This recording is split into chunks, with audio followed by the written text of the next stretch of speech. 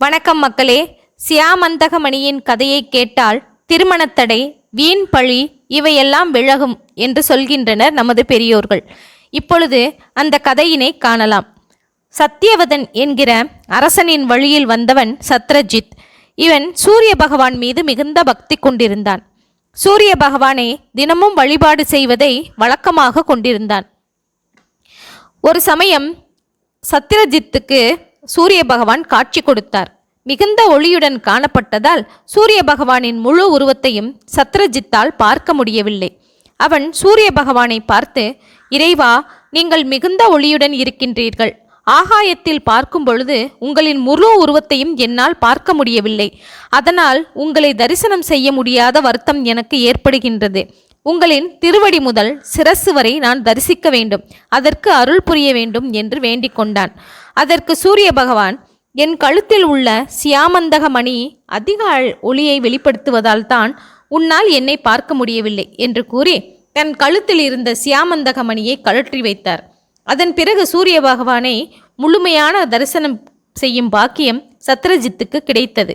சூரியனின் கழுத்தில் கிடந்த அந்த மணி தனக்கு கிடைக்க வேண்டும் என்று விரும்பினான். அவனது விருப்பத்தை அறிந்து கொண்ட சூரிய பகவானும் சியாமந்தக மணியை அவருக்கு பணிசாக அளித்துவிட்டு மறைந்து விட்டார்.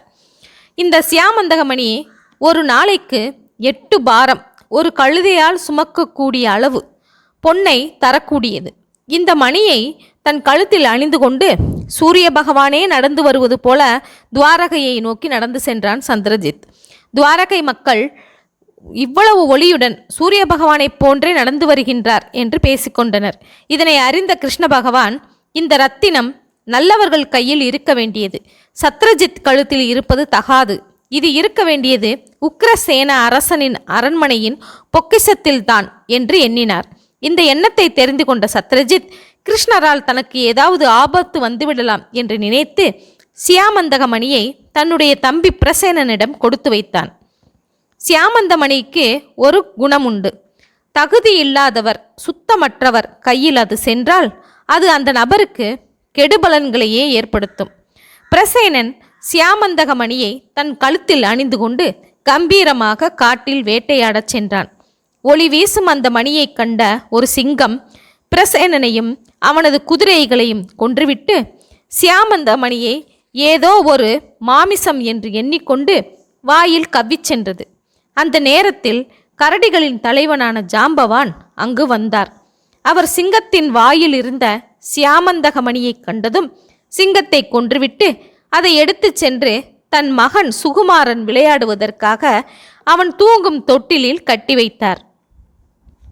இதற்கிடையில் காட்டிற்கு சென்ற பிரசேனன் பல நாட்களாக திரும்பி வருவதனால் சியாமந்தகமணிக்காக கிருஷ்ணர் தான் பிரசேனனை கொன்றுவிட்டதாக அனைவரிடையும் சொல்லித் திரிந்தான் சத்ரஜித்.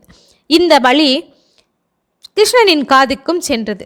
இதை இப்படியே விடக்கூடாது, தன் மீது விழுந்த வீண் பழியை நீக்க வேண்டும் என்று நினைத்து தன் யாதவ சேனைகளுடன் காட்டிற்கு சென்று பிரசேனனை தேடினார். அப்பொழுது பிரசேனனின் குதிரையின் காலடித்தடம் அங்கே இருப்பதை கண்டார். அதை பின்பற்றி சென்றபோது பிரசேனனும் அவனது குதிரையும் ஓரிடத்தில் கொல்லப்பட்டதை கண்டனர். அதை தொடர்ந்து ஒரு சிங்கத்தின் காலடித்தடம் இருப்பதை பார்த்தனர். தடத்தை பின்பற்றி செய்கையில் ஓரிடத்தில் சிங்கம் இறந்து கிடந்தது.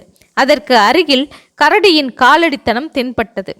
அதை பின்பற்றி செல்கையில் அது ஒரு குகையின் வாசலில் போய் முடிந்தது. குகைக்குள் சென்று பார்க்க அனைவரும் தயங்கினர். உடனே கிருஷ்ண பகவான் தனியாக அந்த குகைக்குள் சென்றார். அப்பொழுது அங்கே ஒரு பெண் ஜாம்பவானின் மகனை கையில் வைத்துக்கொண்டு சியாமந்தக மணியை பற்றி சொல்லிக் கொண்டிருந்தார். கிருஷ்ணரை பார்த்தவுடன் பயந்து அலற அந்த சப்தம் கேட்டு ஜாம்பவான் ஓடி வந்தார். கிருஷ்ணனுக்கும் ஜாம்பவானுக்கும் யுத்தம் ஆரம்பமாயிற்று. அவர்கள் இருவரும் 21 நாட்கள் யுத்தம் செய்தனர். ஒருவருக்கு ஒருவர் கைகளால் அடித்து கொண்டு மல்யுத்தம் புரிந்தனர். இறுதியில் ஜாம்பவான் தன் மேல் விழும் அடி அத்தனையும் ராமபிரானின் அழைப்பு போலவே தோன்றியதால் வந்துள்ளது நாராயணின் அவதாரம் என்பதை கண்டுகொண்டார். கிருஷ்ண பகவானிடம் சரணடைந்தார். கிருஷ்ணரும் ஜாம்பவானிடம் மகிழ்ச்சியாக பேசினார். ஜாம்பவான் சியாமந்தக மணியை கிருஷ்ண பகவானிடம் ஒப்படைத்துவிட்டு தன் வளர்ப்பு மகள் ஜாம்பவதியையும் கிருஷ்ணருக்கே திருமணம் செய்து கொடுத்தார். இந்த கதையை படிப்பவர்களுக்கு வீண் பழியால் வரும் துன்பங்கள் அனைத்தும் நீங்கும். பெண்களுக்கு திருமணத்தடை விலகி விரைவில் திருமணம் நடந்தேறும் என்பது ஐதீகம் என்கின்றனர் நமது பெரியோர்கள். ஓகே மக்களே, மீண்டும் புதிய செய்தியுடன் சந்திப்போம். நன்றி, வணக்கம்.